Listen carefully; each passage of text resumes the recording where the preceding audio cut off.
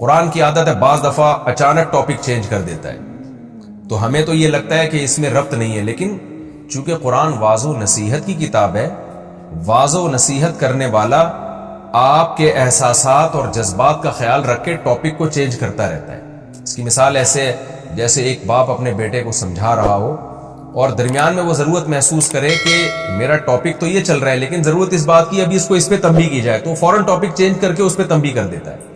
تو اب چونکہ قرآن کے مضامین بھی بڑے اٹریکٹیو ہیں اور انسان کو اپنی طرف مائل کرتے ہیں، لیکن شیطان بیچ میں رکاوٹ ڈالتا ہے۔ شیطان اس قرآن کو آپ کے دل میں نہیں داخل ہونے دیتا، اور شیطان وسوسے لے کر آتا ہے کہ ایسا تو نہیں کہ اللہ کے یہ سیاسی نعرے ہوں کہ تم توبہ پر قائم رہو تو تمہیں پاکیزہ زندگی ملے گی اور تمہیں آخرت میں بہت بڑا اجر ملے گا، ایسا تو نہیں یہ سیاسی باتیں ہوں۔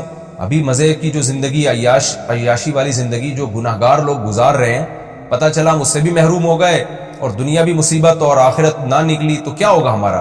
تو یہ وسوسے شیطان کے آتے ہیں۔ اس لیے قرآن کہتا ہے فَإِذَا قَرَأْتَ الْقُرْآنَ، اے مخاطب جب تو قرآن کی قرات کیا کر، فَاسْتَعِذْ بِاللَّهِ، تو اللہ کے ذریعے پناہ مانگا کر، مِنَ الشَّيْطَانِ الرَّجِيمِ، شیطان مردود سے۔ یہ پناہ دل سے مانگنا واجب ہے، زبان سے مانگنا مستحب ہے۔ یعنی دل سے مانگنے کا مطلب کیا کہ جب آپ تلاوت کریں یا کوئی بھی اچھا عمل کریں تو ایک اللہ پر اعتماد اور توکل ہونا چاہیے۔ وہ توکل کیا ہے کہ اللہ میں تیری پناہ میں آ رہا ہوں، تو مجھے بچائے گا تو میں اس شیطان کے شر سے بچوں گا، تو نہیں بچائے گا تو نہیں بچوں گا۔ تو استعاذہ دل سے، فاستعیذ باللہ، اللہ کی پناہ میں آؤ، یعنی اللہ سے پناہ طلب کرو۔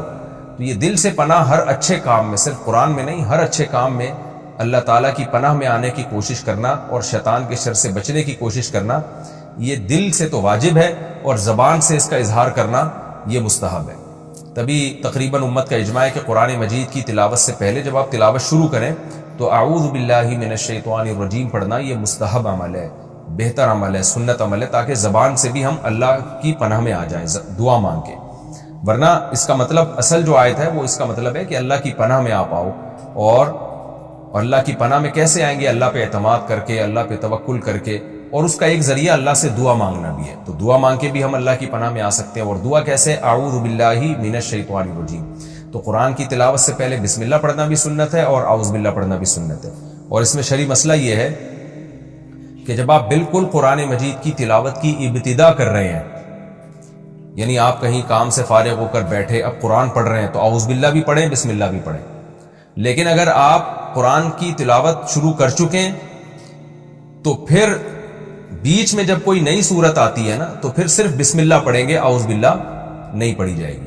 اسی وجہ سے مسئلہ بیان کیا جاتا ہے کہ جب آپ نماز شروع کرتے ہیں نا تو تکبیر تحریمہ کہہ کے آپ ثنا پڑھتے ہیں، ثنا کے بعد پھر کیونکہ اب بالکل تلاوت کی ابتدا ہو رہی ہے تو یہاں اعوذ باللہ من الشیطان الرجیم، بسم اللہ الرحمن الرحیم، پھر سورہ فاتحہ شروع کریں۔ آپ اگلی رکعت میں صرف بسم اللہ پڑھ کے سورہ فاتحہ شروع کریں، وجہ اس کی ہے کہ پہلی رکعت میں قرآن کی ابتدا آپ کر چکے ہیں۔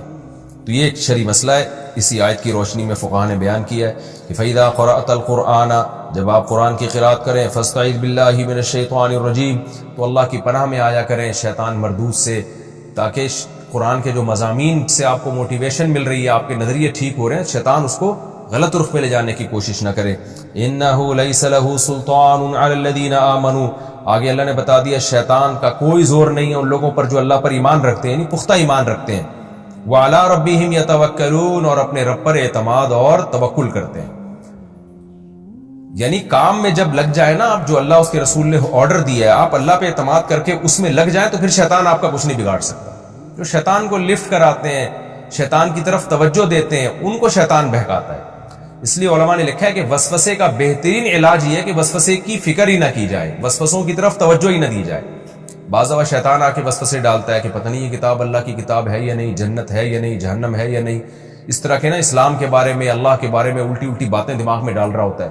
اس کا بہترین حل یہ ہے کہ ان چیزوں پہ آپ اگنور کر دیں، اس کو جو وسوسے آ رہے ہیں آنے دیں، اس کو لفٹ نہ کرائیں۔ آپ بولیں بھائی مجھے اللہ اور اس کے رسول نے جو حکم دیا میں اس حکم کو فالو کروں گا، بس آپ اس حکم کو فالو کریں، یہ وسوسے خود ہی ختم ہو جائیں گے۔ اس کی مثال ایسے ہے جیسے ایک بادشاہ نے آپ کو حکم دیا یا آپ کے باس نے آپ کو حکم دیا کہ آپ یہ چیک کیش کرا کے لے آؤ۔ اب آپ کہہ رہے ہو پتہ نہیں یہ باس نے مجھے حکم دیا ہے کہ نہیں دیا، ایسا تو نہیں میں خواب دیکھ رہا تھا اور باس نے خواب میں آ کے مجھے بتایا، وہ جاگتی حالت نہ ہو۔ ایسا تو نہیں باس نے جو چیک کیش کرانے کا حکم دیا ہو تو وہ بولا کچھ اور ہو، سمجھا میں کچھ اور ہوں، کچھ اور سمجھ رہا ہوں، ایسے وسوسے آئیں آپ کو ٹینشن دیں اور آپ بیٹھ کے سوچنا شروع کر دو تو پاگل ہو جاؤ گے. بھائی آپ کو جو آرڈر دیا جا رہا ہے وہ پورا کرو. تو آپ کیا کرو گے؟ آپ چیک لے کے جاؤ گے، بینک میں کیش کرا کے لاؤ گے، رقم اٹھا کے اپنے باس کے ہاتھ میں پکڑا دو گے. تو اگر آپ کنٹینیوس کام میں لگ گئے نا تو یہ وسوسے آنا آٹومیٹیکلی ختم. تو اسلام کا بھی یہی حکم ہے. اللہ میاں نے حکم دیا وضو کرو، اب وہمیوں کو وہم ہونا شروع ہو جاتا ہے، پتہ نہیں میں نے 3 دفعہ کیا ہے یا 4 دفعہ کیا ہے، پتہ نہیں میرے بال خوش تو نہیں رہ گیا. تو بھئی آپ اللہ کے آرڈر کو پورا کرو، ہاتھ دھو، 3 دفعہ کلی کرو، 3 دفعہ ناک میں پانی ڈالو، 3 دفعہ چہرے کو دھو لو. پھر اگر جو بھی خیال آتا رہے بال تو نہیں سوکھا رہ گیا، اس کو اگنور کر دو. بھائی مجھے اللہ نے 3 دفعہ منہ دھونے کا حکم دیا، میں 3 دفعہ دھوں گا، 3 دفعہ بازو دھوں گا، نماز میں کھڑا ہو جاؤں گا، سورہ فاتحہ پڑھوں گا، بسم اللہ پڑھ کے سورہ شروع کروں گا. اس میں تجوید کی کچھ اگر غلطیاں ہو بھی جاتی ہیں تو معاف ہے وہ. اس میں ہاں کو اتنا وہمی لوگ جیسے نکال رہے ہوتے ہیں اور اتنا ٹینشن میں جا رہے ہوتے ہیں، یہ ٹینشن ناجائز ہے، حرام ہے، اس پہ ثواب نہیں ملے گا آپ کو. تو ایک پراپر وے میں آپ پڑھیں اور پھر سلام پھیر کے نماز ختم کر دیں، اللہ کے حکم کو پورا کر دیں. تو وہم کا سب سے، وسوسوں کا سب سے بہترین علاج یہ کہ اللہ نے جو آرڈر کیا، جو آرڈر دیا اس کو جلدی جلدی آپ پورا کر دیں تسلی کے ساتھ. تسلی کا مطلب یہ کہ جلدی میں بگاڑے نہیں اور اتنا سنوارے بھی نہیں کہ وہم کے مریض بن جائیں. جو آرڈر دیا اس کو پورا کرتے چلے جائیں اور شیطان کی طرف دھیان نہ دیں آپ. تو یہ جو الٹے سیدھے وسوسے جنت کے بارے میں، اللہ کے بارے میں، رسول کے بارے میں آتے ہیں، خود بخود غائب ہو جائیں گے. تو اللہ فرماتے ہیں انہ لیس لہ سلطان علی الذین آمنوا وعلی ربہم یتوکلون، جو اپنے رب پہ توکل کرتے ہیں شیطان کو ان پہ زور نہیں چلتا. توکل میں یہ بھی ہے کہ شیطان گناہ کرواتا ہے نا. جب آپ اللہ پہ اعتماد کرتے ہیں کہ بھئی رزق اللہ کے ہاتھ میں، خواہشات پوری کرنا اللہ کے ہاتھ میں، تو بھی شیطان کا زور نہیں چلتا.